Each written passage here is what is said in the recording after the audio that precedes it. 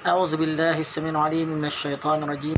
بسم الله الرحمن الرحيم. الحمد لله رب العالمين والصلاة والسلام على أشرف الأنبياء والمرسلين سيدنا محمد وعلى آله وصحبه أجمعين.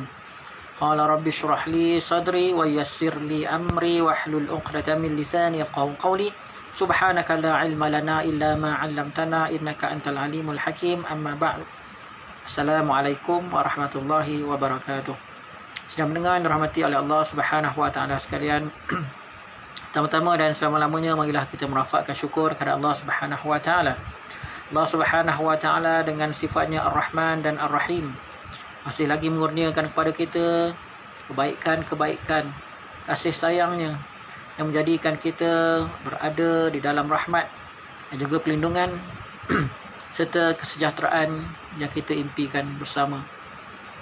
Alhamdulillah, hari ini kita berada dalam suasana yang agak tertekan kerana oleh COVID-19 ni, dan kita pun dimaklumkan bahawa kita akan terus berada dalam fasa pertama sehinggalah kes turun 4,000 kes ke bawah.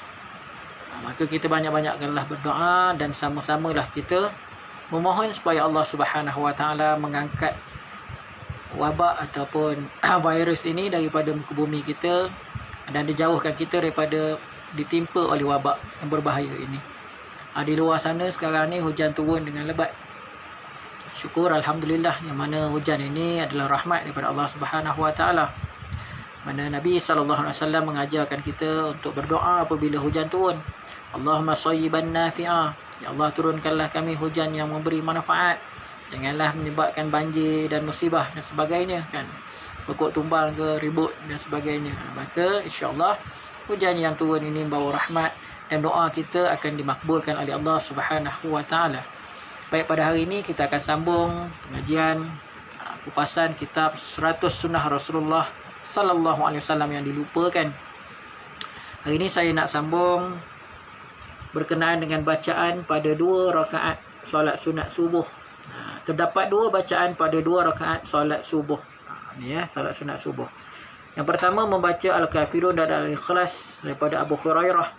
Anna Rasulullah sallallahu alaihi wasallam qara'a fi raka'atal fajri. Qul ya ayyuhal kafirun wa qul huwallahu ahad.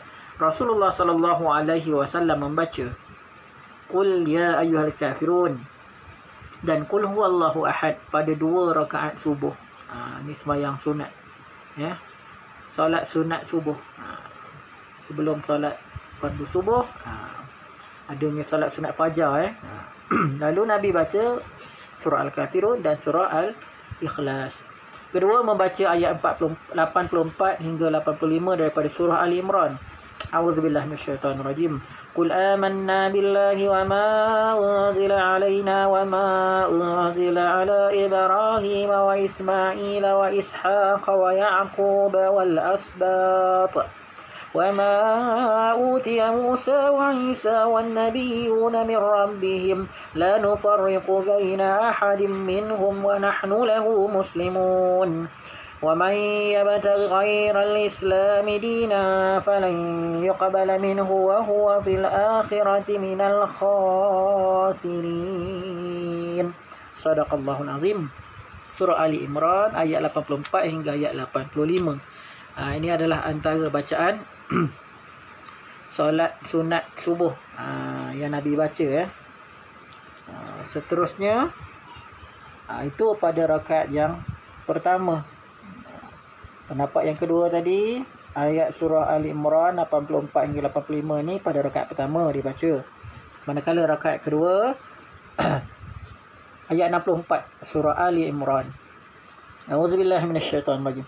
Qul ya ahlal kitab ta'alu ila kalimatin sawa'in bainana wa bainakum alla na'budu illa Allah wa la nusyrika bihi syai'a wa la yattakhidha ba'duna ba'dan ولا يتخذ بعضنا بعضا أربابا من دون الله فإن تولوا فقولوا اشهدوا بأننا مسلمون.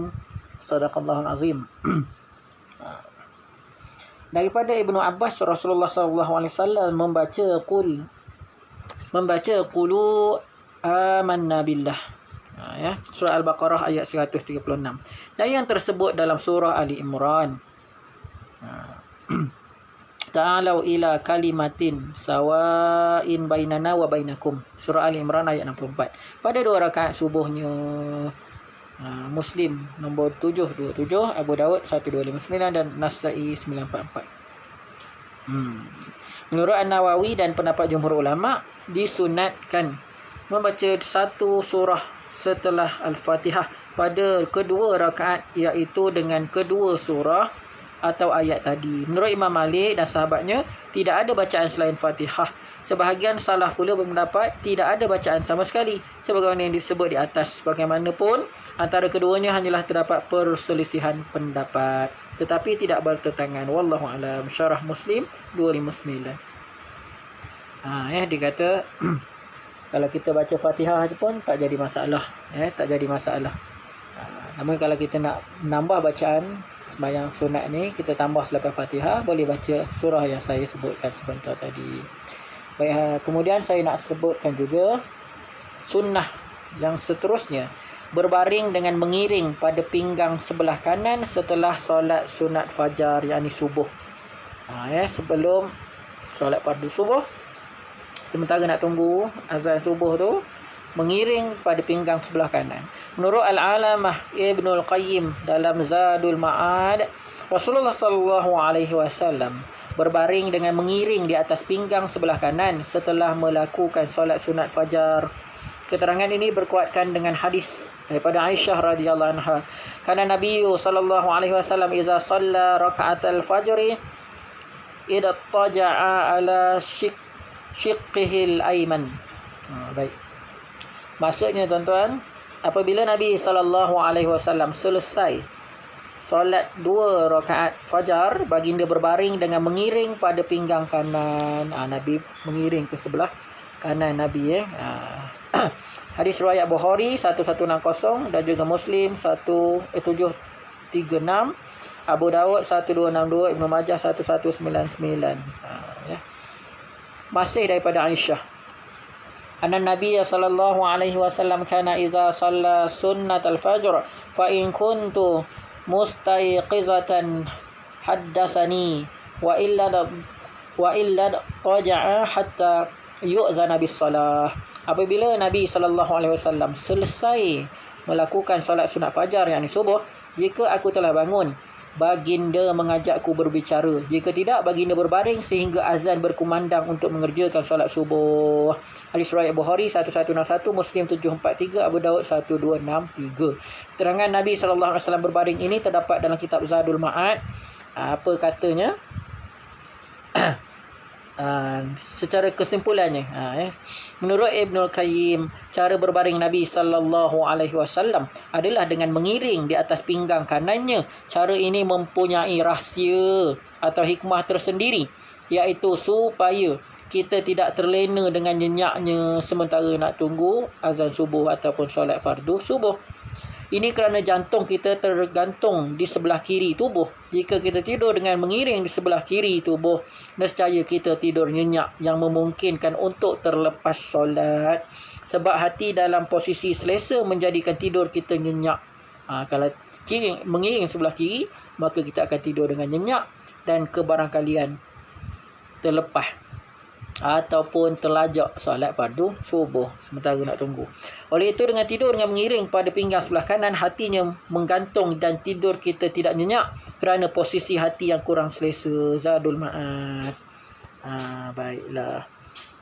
Apa yang saya kongsikan tadi, kesimpulannya, yang pertama berkenaan dengan bacaan solat sunat fajar yang dilakukan oleh Nabi SAW sementara menunggu solat fardu subuh ataupun azan subuh, dengan membaca antaranya surah Al-Kafirun dan surah Al-Ikhlas. Ada juga bacaan-bacaan yang selain pada kedua bacaan tersebut, kedua surah tersebut pun boleh diamalkan, seperti surah Ali Imran. Dan seterusnya, sunnah yang kedua adalah sunnah untuk kita mengiringkan tubuh ke sebelah kanan sementara menunggu solat fardu subuh ataupun azan subuh. Tapi banyaknya kita kalau dan mengiring ni rasanya terlajak terus kan, sedar-sedar 7 suku 7.5 kan nyanyi. Maka boleh kita buat baring ke sebelah kanan ni mengiring, ataupun kita bersandar je kan. Sementara tunggu azan subuh sandar, tidur duduk orang panggil kan. Wuduk pun tak batal.